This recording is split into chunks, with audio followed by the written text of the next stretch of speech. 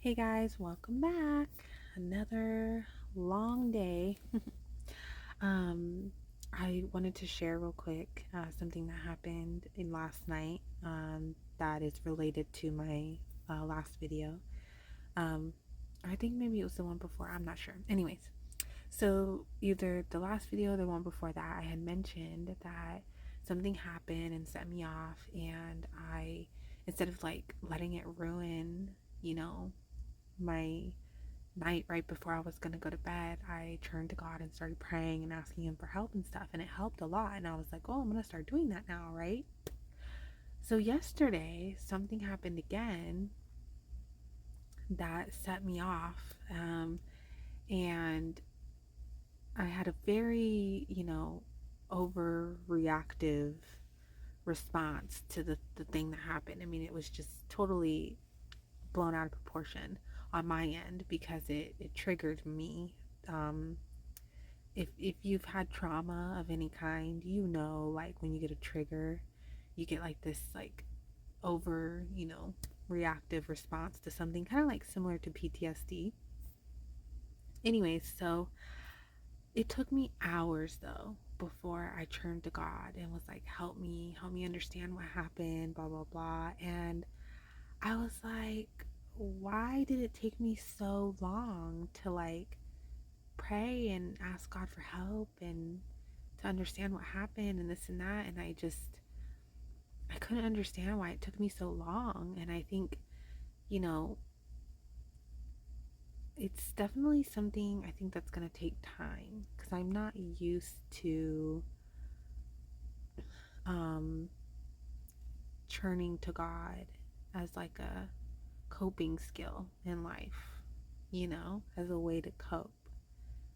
Um and I think it's something that's just going to take me a little time to get used to when something happens or I'm upset about something or, whatever.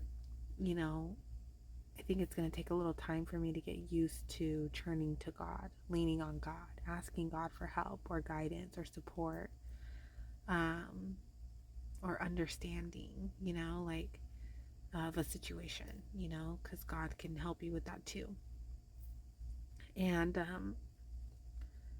I don't know, I just wanted to share because I just thought it was so crazy how, like, literally the next day after I said that, something big, like, in me happened. And it took me hours to turn to God and ask for help.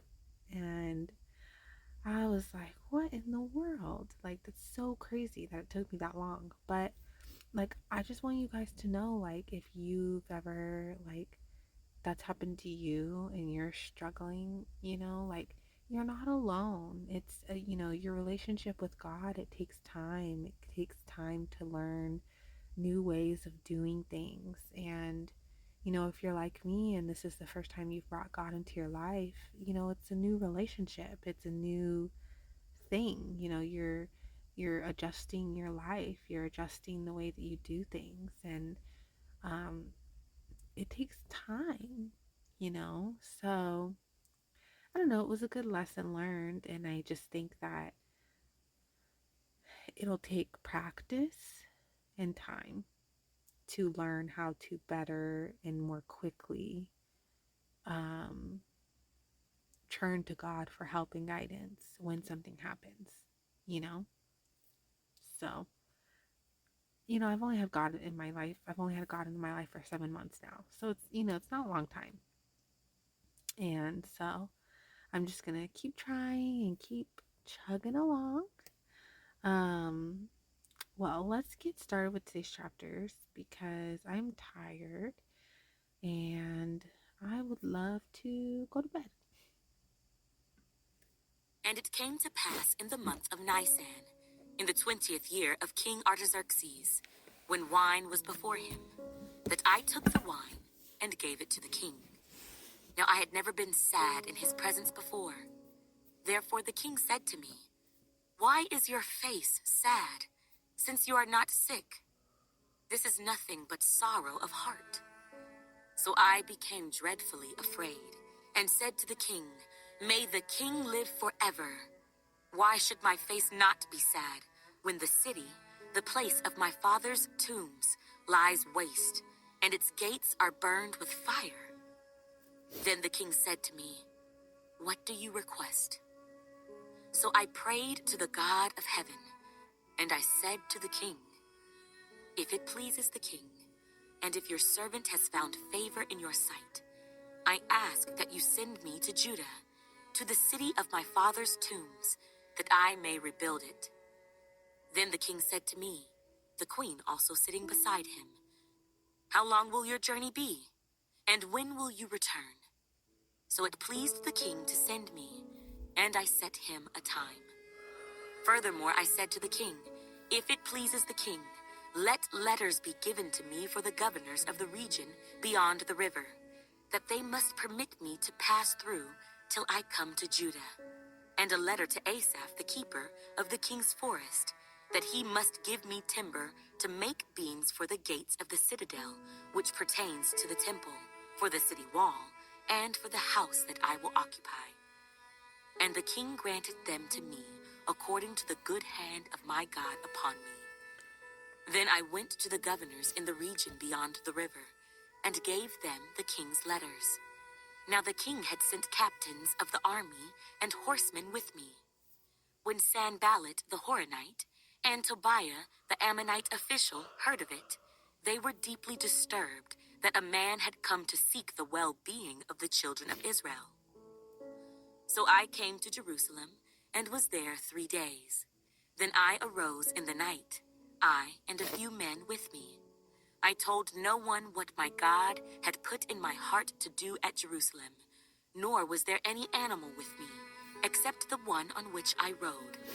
And I went out by night, through the valley gate to the serpent well, and the refuse gate, and viewed the walls of Jerusalem, which were broken down, and its gates which were burned with fire. Then I went on to the fountain gate, and to the king's pool, but there was no room for the animal under me to pass. So I went up in the night by the valley, and viewed the wall. Then I turned back, and entered by the valley gate, and so returned.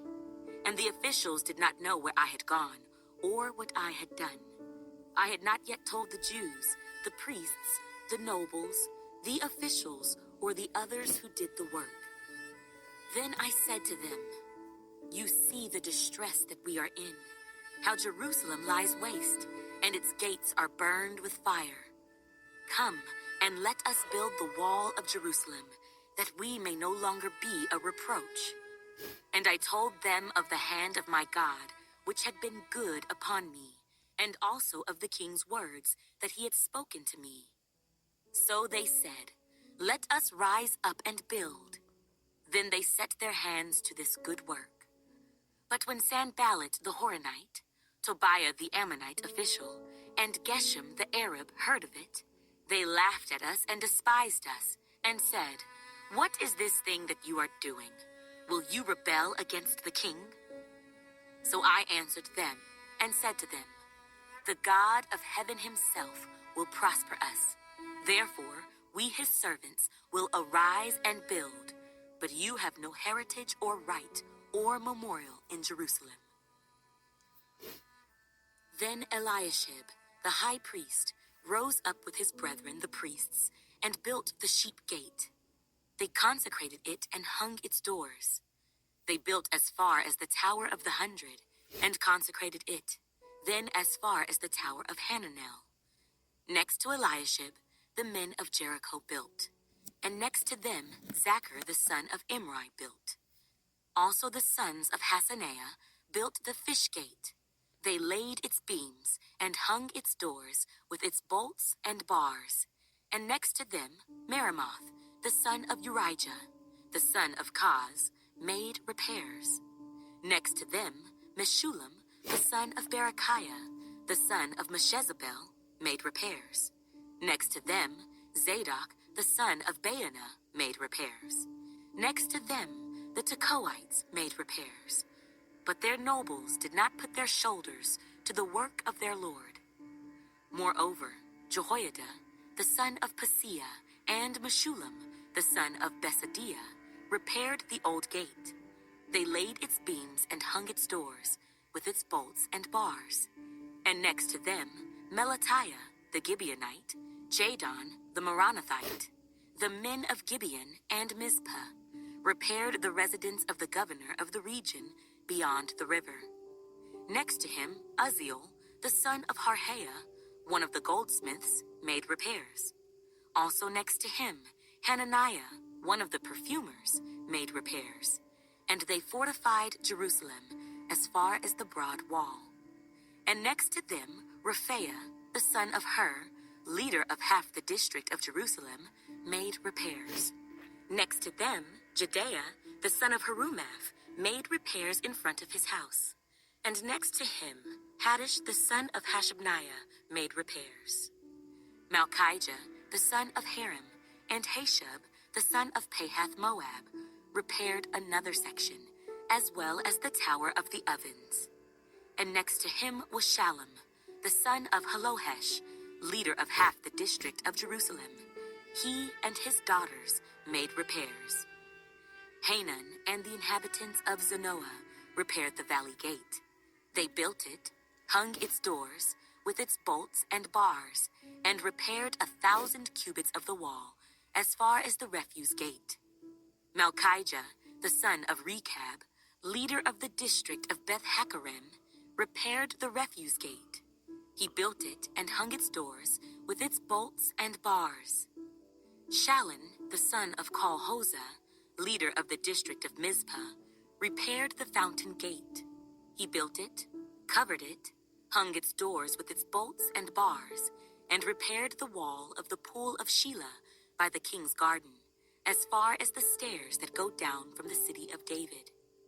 After him, Nehemiah, the son of Azbuk, leader of half the district of Beth-Zur, made repairs as far as the place in front of the tombs of David, to the man-made pool, and as far as the house of the mighty. After him, the Levites, under Rehum, the son of Bani, made repairs. Next to him, Hashabiah, leader of half the district of Keilah, made repairs for his district. After him, their brethren, under Bavi, the son of Henadad, leader of the other half of the district of Keilah, made repairs. And next to him, Ezer, the son of Jeshua, the leader of Mizpah, repaired another section in front of the ascent to the armory at the buttress. After him, Barak, the son of Zabbai, carefully repaired the other section from the buttress to the door of the house of Eliashib, the high priest.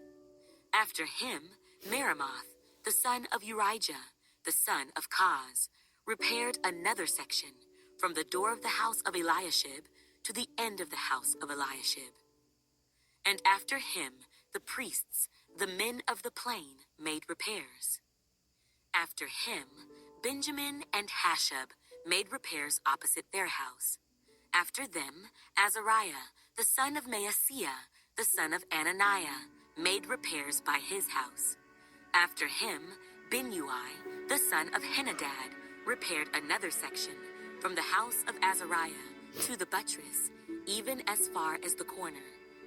Palal, the son of Uzai, made repairs opposite the buttress and on the tower which projects from the king's upper house that was by the court of the prison. After him, Pedaiah, the son of Parosh, made repairs. Moreover, the Nethinim who dwelt in Ophel made repairs as far as the place in front of the water gate toward the east and on the projecting tower.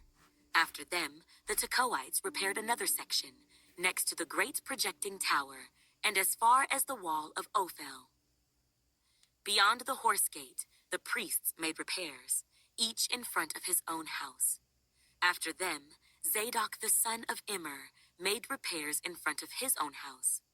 After him, Shemaiah the son of Shechaniah, the keeper of the east gate, made repairs. After him, Hananiah the son of Shelemiah and Hanan, the sixth son of Zaliph, repaired another section. After him, Meshullam the son of Berechiah made repairs in front of his dwelling. After him, Malchijah, one of the goldsmiths, made repairs as far as the house of the Nethinim and of the merchants, in front of the Mifkad gate, and as far as the upper room at the corner. And between the upper room at the corner, as far as the sheep gate, the goldsmiths and the merchants made repairs. But it so happened, when Sanballat heard that we were rebuilding the wall, that he was furious and very indignant, and mocked the Jews. And he spoke before his brethren and the army of Samaria, and said, "What are these feeble Jews doing? Will they fortify themselves? Will they offer sacrifices? Will they complete it in a day? Will they revive the stones from the heaps of rubbish, stones that are burned?"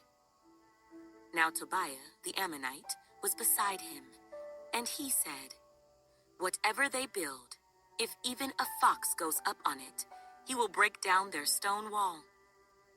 Hear, O our God, for we are despised. Turn their reproach on their own heads, and give them as plunder to a land of captivity.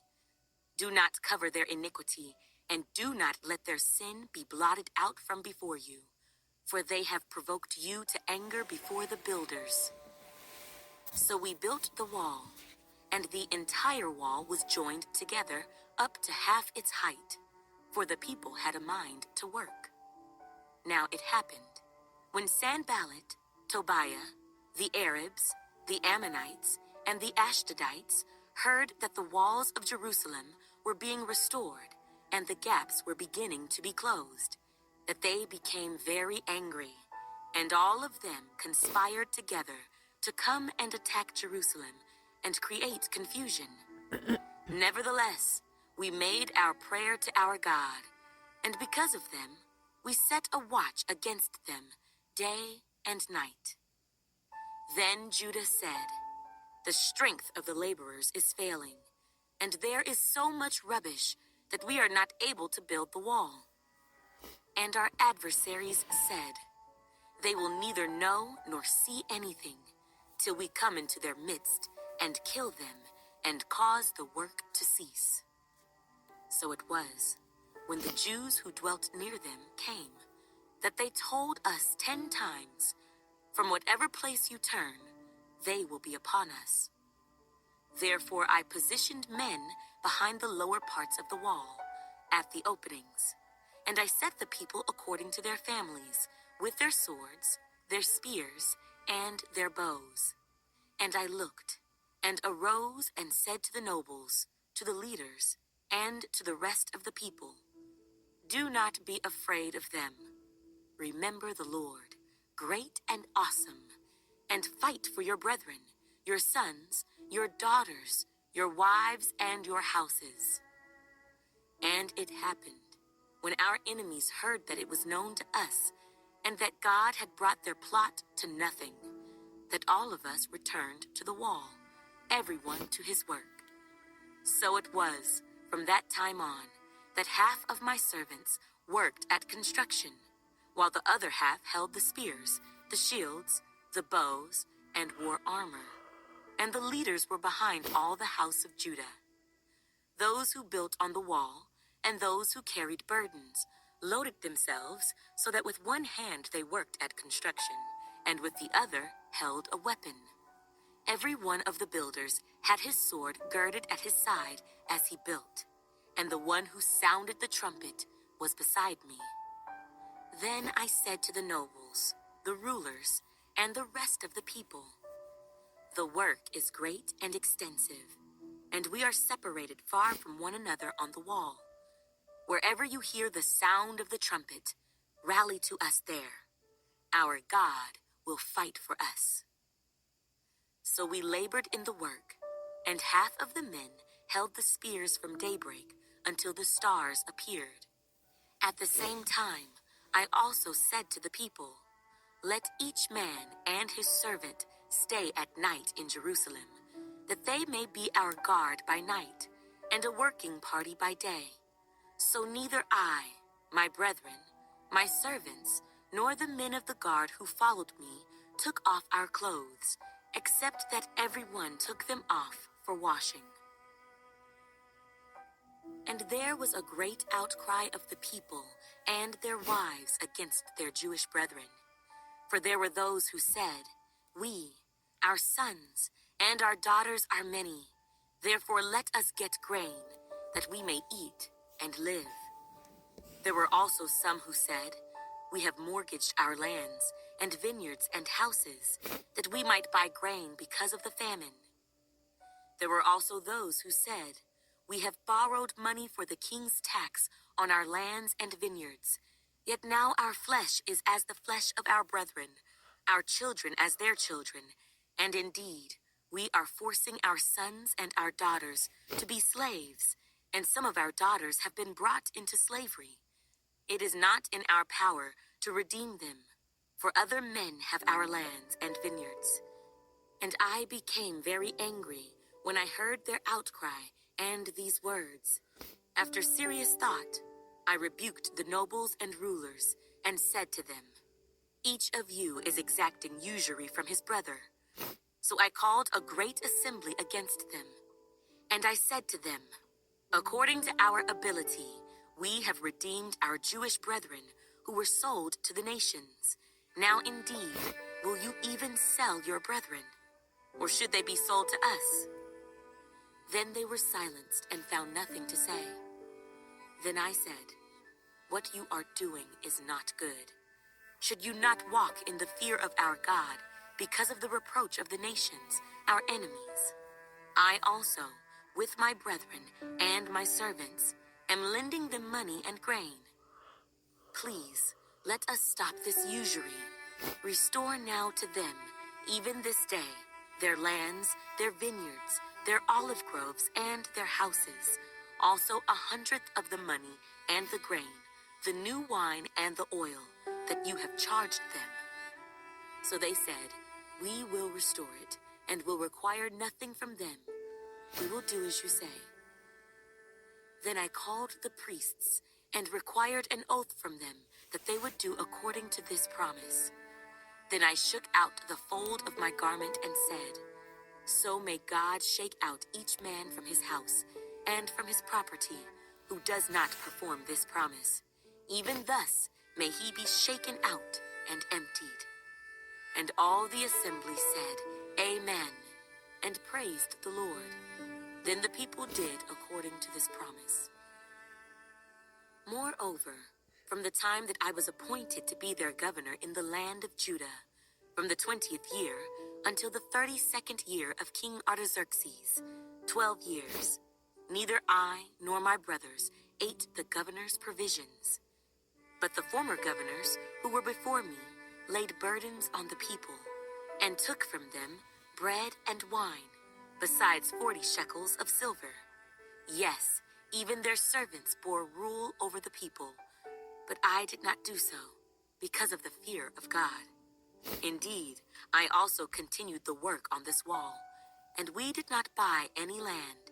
All my servants were gathered there for the work. And at my table were 150 Jews and rulers, besides those who came to us from the nations around us. Now that which was prepared daily was 1 ox and 6 choice sheep. Also fowl were prepared for me, and once every 10 days an abundance of all kinds of wine. Yet in spite of this, I did not demand the governor's provisions, because the bondage was heavy on this people. Remember me, my God, for good, according to all that I have done for this people. Okay, guys, there we have it. Sorry if it didn't seem like I was paying attention sometimes. I already attempted to make this video earlier today and it didn't save. So I already read these chapters earlier. And then also I listened when I was recording it as well this morning. So um it's been a long day. um all right, guys, it is very late. I'm tired and there's really not much to mention or talk about today. I mean, the beginning I was a little like, what are we talking about? You know, it's just kind of like, I don't know, just talking about building stuff, and then the end is still like I don't know. It wasn't really, I was a little lost, but I don't know. I was watching this YouTube video short yesterday where this guy um, found God while he was in prison and he read the Bible. And he read it in like a short period of time too. Like it just took him some few months, or whatever to read the Bible. And he goes, um, he was like, I didn't understand any of it. Except for like these two short pieces of Genesis, and that was about it. That carried with him the whole time. The rest of it, he was like, I didn't understand any of it. I was lost. And I was like, oh my gosh, like when I was reading listening to these chapters earlier, especially in the beginning, man, I felt that so strong. Like sometimes I'll be like reading the Bible or listening to it, and I'm just like, what is going on? Like I'm so lost. Like I don't understand. But, it's my first time reading it, and I think that, you know, things will become more and more clear as it goes on. And then, too, especially, this isn't going to be the only time I read the Bible. I'm going to continue reading the Bible and continue, studying it. I think right now I'm not doing a lot of studying it because I think it's a lot to take in. And then I think when I read it the second time, I'll probably be a little more diligent about like studying, looking things up, because then I'll it won't be such a overload. You know what I mean? But you do you, and you do whatever works for you. If you want to read the Bible for the first time and also really study it as you're going and you're able to do that, rock on. Do your thing. I, on the other hand, it's a little overwhelming for me. And then also, too, God is having me make these videos and share my journey. So it's like, it's just a lot. Um, it would be a lot easier just to read the Bible on my own, but God guided me to share my journey. So that's what I'm doing, cuz that's the one thing that I have learned so far with bringing God into my life is obedience to God is like number 1. If I mean, I don't know that it's his number 1, but it seems like it's his number 1. It's just to follow what he says. What he says goes, and it's in our best interest to follow what he says and obey what he says. Um, so yeah, so that's what I'm doing. All right, guys. Well, I will see you tomorrow. Good night.